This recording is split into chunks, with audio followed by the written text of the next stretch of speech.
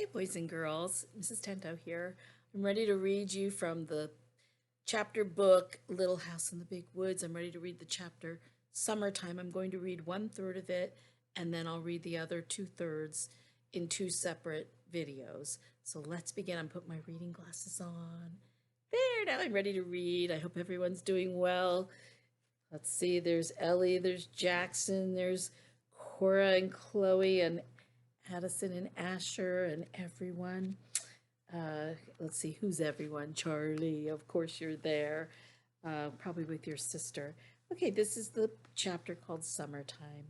Now it was summertime and people went to visit, some went visiting. Sometimes Uncle Henry or Uncle George or Grandpa came riding out of the big woods to see Pa. Ma would come to the door and ask how all the folks were, and she would say, Charles is in the clearing. Then she would cook more dinner than usual, and dinner time would be longer.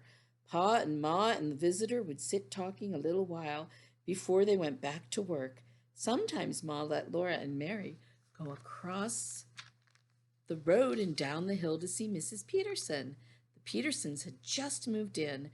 Their house was new and always very neat because Mrs. Peterson had no little girls to muss it up.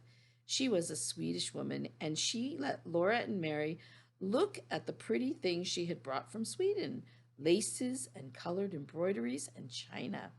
Mrs. Peterson talked Swedish to them, and they talked English to her, and they understood each other perfectly. She always gave them each a cookie when they left, and they nibbled the cookies very slowly while they walked home. Laura nibbled always exactly half of hers, and Mary nibbled exactly half of hers, and the other halves they saved for baby Carrie. Then when they got home, Carrie had 2 half cookies, and that was a whole cookie. This wasn't right. All they wanted to do was to divide the cookies fairly with Carrie.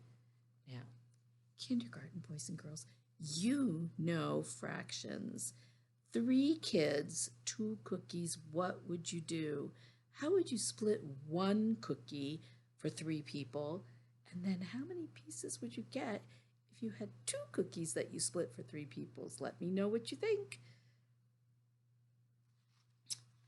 Still, if Mary saved half her cookie while Laura ate the whole of hers, or Laura saved half and Mary ate her whole cookies, that wouldn't be fair either.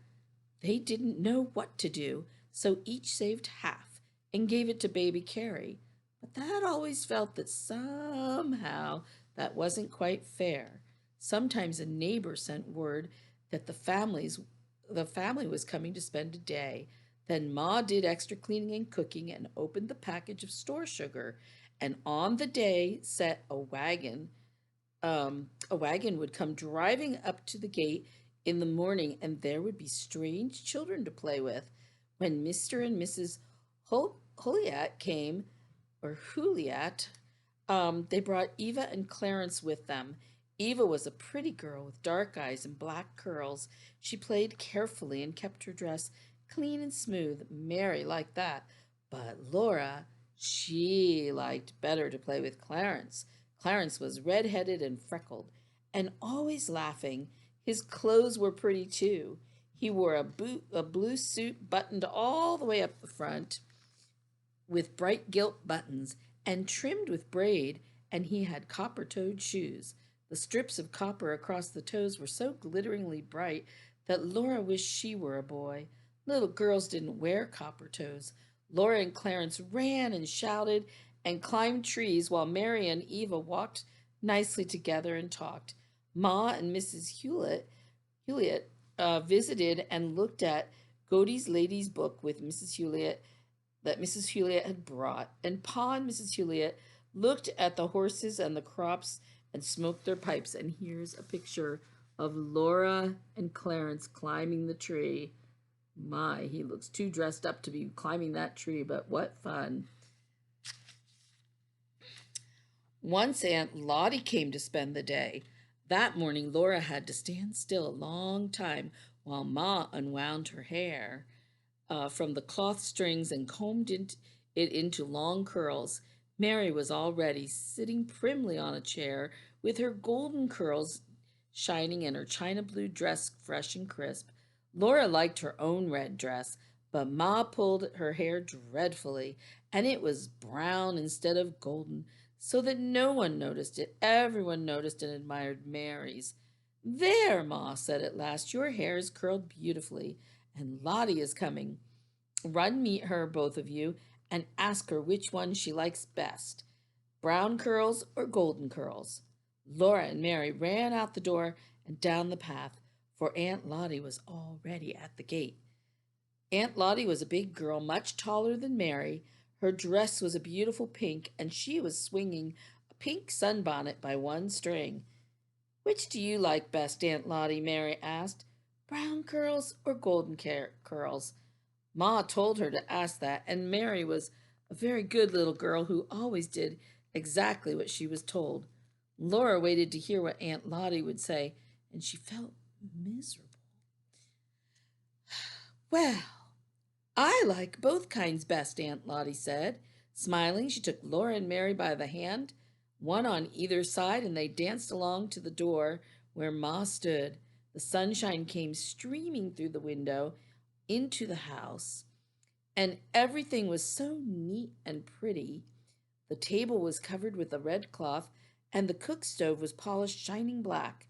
Through the bedroom door, Laura could see the trundle bed in its place under the big bed. The pantry door stood wide open, giving the sight and smell of goodies on the shelves, and Black Susan came purring down the stairs from the attic, where she had been taking a nap. It was all so pleasant, and Laura felt so happy and good that no one would ever have thought she could be as naughty as she was that evening. Oh. Aunt Lottie had gone, and Laura and Mary were tired and cross. They were at the woodpile, gathering a pan of chips to kindle the fire in the morning. They always hated to pick up chips, but every day they had to do it. Tonight, they hated it more than ever. Laura grabbed the biggest chip, and Mary said, I don't care. Aunt Lottie likes my hair best anyway. Golden hair is lots prettier than brown. And Laura's throat swelled tight, and she could not speak. She knew golden hair was prettier than brown. She couldn't speak. So she reached out quickly and slapped Mary in the face. Oh. Uh-oh. Then she heard Pa say, Come here, Laura. She went slowly, dragging her feet. Pa was sitting just inside the door. He had seen her slap Mary. You remember, Pa said, I told you girls you must never strike each other. Laura began, but Mary said, That makes no difference, said Pa. It is what I say that you must mind. Ooh, then he took down a strap from the wall and he whipped Laura with the strap. Ooh, that must have been painful. Laura sat on a chair in the corner and sobbed. When she stopped sobbing, she sulked. The only thing in the whole world to be glad about was that Mary had to fill the chip pan all by herself. At last, when it was getting dark, Pa said again, Come here, Laura. His voice was kind, and when Laura came, he took her onto his knee and hugged her close. She sat in the crook of his arm, her head against his shoulder, and his long brown whiskers partly covering her eyes, and everything was all right again. She told Pa all about it, and she asked him, You don't like golden hair better than brown, do you? And Pa's blue eyes shone down at her, and he said, Well, Laura, my hair is brown. She'd not thought about that. Pa's hair was brown, and his whiskers were brown, and she thought brown was a lovely color. But she was glad that Mary had to gather all the chips. And here's a picture of Laura with her Pa when he was hugging her close. In the summer evenings, Pa did not tell stories or play the fiddle. Summer days were long, and he was tired after he'd worked hard all day in the fields. And that's where I'm going to stop, because I would like to read about making how they made their cheese on the next video. I hope you enjoyed that, everyone. Um, I think on the next one, I'll show you some pictures of some things in my house that might have been around at the time of Laura and Mary as they got older. My grandmother lived on a farm, and she was born in around 1890 something.